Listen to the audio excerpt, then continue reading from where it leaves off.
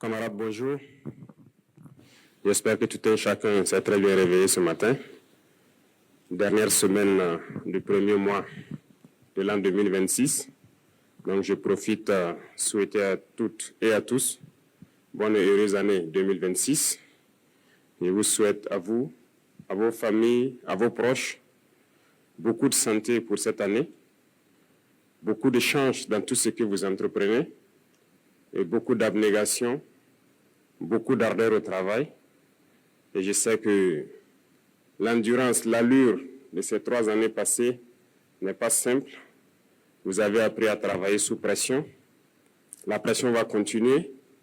Et tenez bon, attachez les ceintures. J'aime caricaturer avec les membres du gouvernement pour leur dire qu'en 2026, actuellement, c'est comme un avion qui est donc en bout de piste. Et nous allons mettre les pleins gaz pour atteindre en fin d'année ce que les pilotes appellent V1. Ce qui veut dire qu'il y aura encore plus de pression pour 2026. Et donc, tenez bon, attachez les ceintures. Je tiens aussi à vous féliciter pour tout ce qui a été fait durant 2025, mais surtout durant donc, ces 3 années. Et je pense que les résultats parlent d'eux-mêmes. Et c'est ce qu'il faut regarder dans le passé et s'armer de courage pour ce que nous devons faire pour le futur. Tout ce que nous avons eu à réaliser, je pense que nous devons ça au vaillant peuple qui a compris notre message, qui a compris le sens de la révolution. Parce que sans eux, les moyens mis à disposition de tout un chacun pour pouvoir y arriver, ça n'aurait pas été possible. L'essence même de la révolution, c'est de travailler pour le peuple. Et je pense que les exemples, il y en a beaucoup. Si vous prenez dans le domaine de l'agriculture, cette année, par la grâce de Dieu, nous avons fait une production record. Il y a des spéculations particulières que nous avons essayé d'introduire depuis ces 3 années.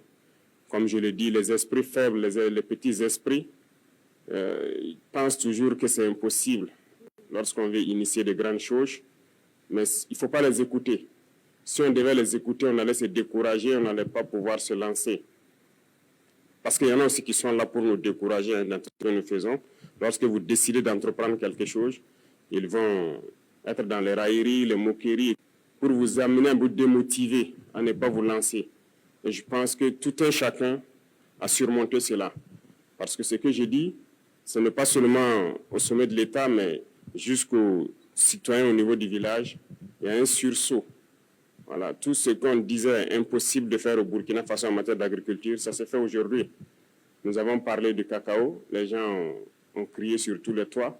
Même certains réactionnaires à l'intérieur ici ont fait comprendre que non, ce n'est pas la priorité. Et pourtant, Dieu merci, nous avons de très bons maîtres chocolatiers. Et notre objectif n'est pas de produire pour vendre à l'extérieur, c'est de produire transformé pour nous ici et pour nos enfants.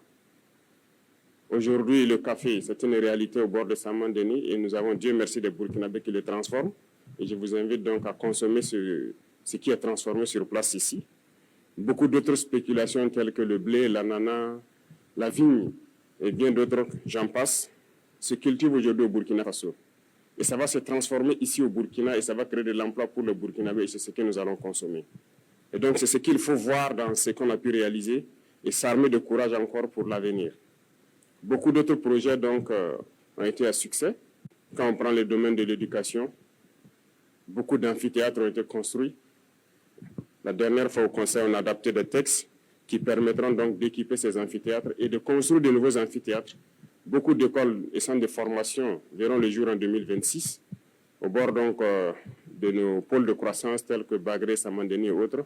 C'est pour amener les jeunes Burkinabés à pouvoir transformer, produire et transformer ce que nous faisons ici. Donc, nous n'allons plus nous concentrer sur l'enseignement général uniquement. Nous avons parlé d'enseignement professionnel et technique et donc beaucoup de lycées modernes verront le jour en 2026.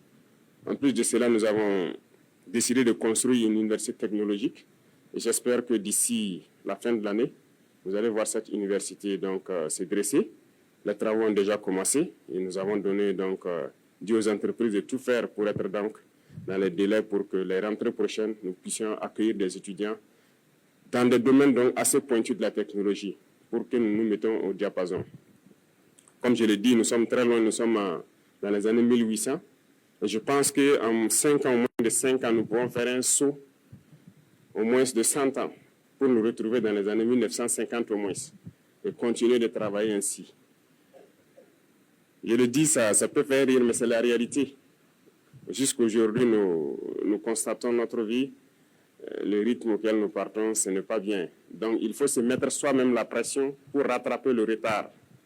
Donc, faites en sorte que dans quelques années, nous soyons en 1950 et après encore, on se donne la pression pour atteindre les années 2000 et espérer donc rattraper les autres.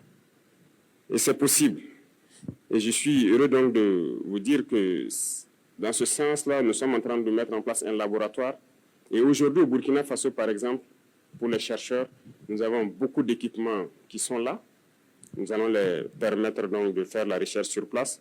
Et sans me tromper, je peux dire que nous avons actuellement ici installé un microscope électronique à balayage, le plus récent qui puisse exister en Afrique ici, et le plus moderne. Donc il est là au Burkina Faso, il est fonctionnel, et les chercheurs vont commencer donc à aller donc faire tout ce qu'ils doivent faire ici, au lieu d'aller à l'extérieur encore le faire. Et ça va encore encourager d'autres personnes à chercher et à découvrir. C'est pour dire qu'il y a beaucoup de domaines que nous n'avons pas oubliés, en passant par la santé, tout ce que nous sommes en train de faire, notamment les centres de santé communautaires qui sont construits et qui seront équipés. Ça fait partie aussi du lot donc, de mesures prises donc, lors du Conseil dernier. Et donc tout cela, c'est à votre actif, c'est à l'actif de toute l'administration et c'est avec donc l'appui et le soutien de notre vaillant peuple que nous arrivons à le réaliser. L'initiative Faso Merbo, qui est devenue une agence aujourd'hui, alors lorsque nous entamions l'autoroute, certains doutaient parce que c'est un projet qui est là depuis plus d'une décennie.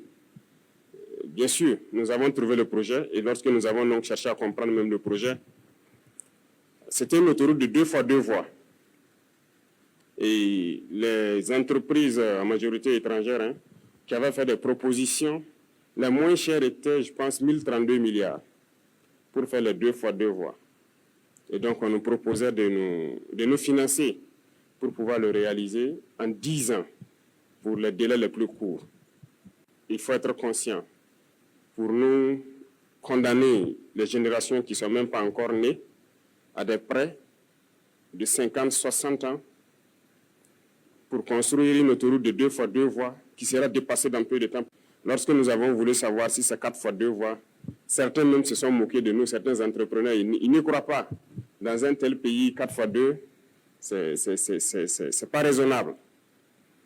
Certains ont dit que ça devrait nous coûter plus de 3 000 milliards. Mais comme je dis, dans la révolution, c'est la responsabilité, c'est la conscience.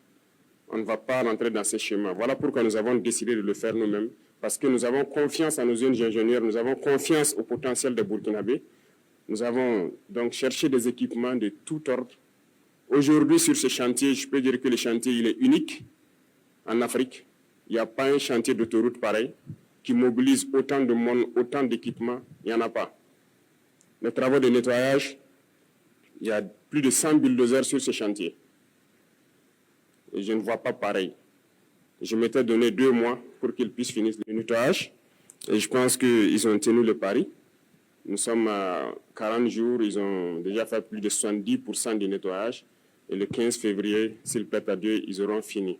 Ce qui veut dire que le rythme aussi, il n'y en a pas pareil en Afrique. Et nous allons finir, c'est un défi, nous allons finir dans un délai que personne ne va croire. Parce que nous avons déjà tout à notre disposition. Toutes les machines, tout le nécessaire est là. Il ne nous reste que le carburant et le bitume à payer. Sinon, tout le nécessaire est là.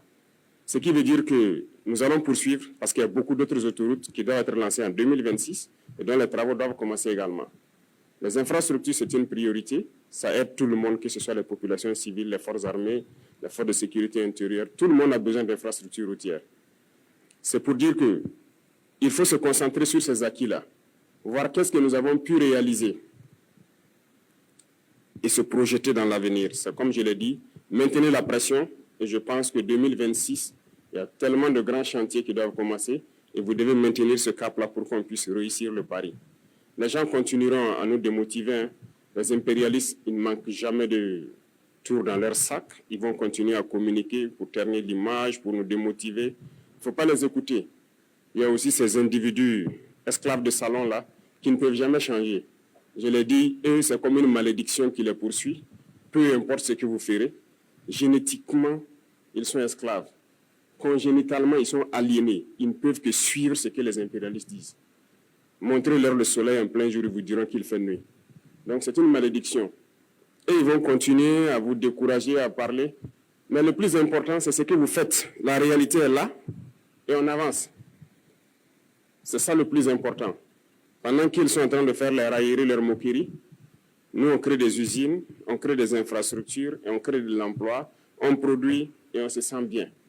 C'est le plus important. Donc, j'invite tout un chacun à faire comme le vaillant force de défense, la force de sécurité, les vaillants VDP.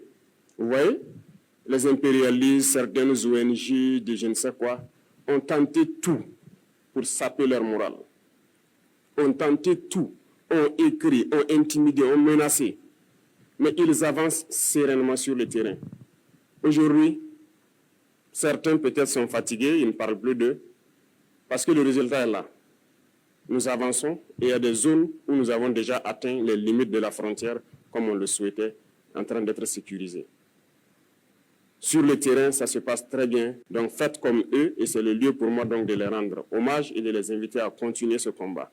Et tous ceux qui sont sur les différents chantiers, je parlais tout de suite de façon mémo, c'est le lieu pour moi de les féliciter, de les encourager, parce que c'est historique ce que nous faisons et c'est unique en Afrique. Et tout un chacun qui a la chance de participer à cela, et je pense qu'il doit en être fier.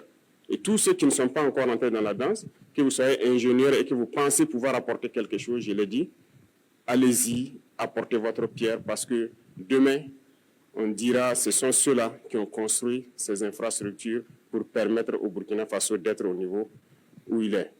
Donc, merci beaucoup. Je vous souhaite encore bon courage parce que le courage, vous en avez tous besoin. Le courage, vous en avez besoin pour transcender tout ce qui peut se dire. Bon courage à tous pour 2026. Je vous souhaite bonne chance encore dans tout ce que vous menez parce que vous en avez besoin. Et je souhaite que la santé soit au quotidien pour vous, pour vos familles, pour vos proches, pour vous permettre de travailler avec la tête libre. Merci beaucoup. Je vous souhaite une très bonne semaine et à très bientôt, s'il vous plaît.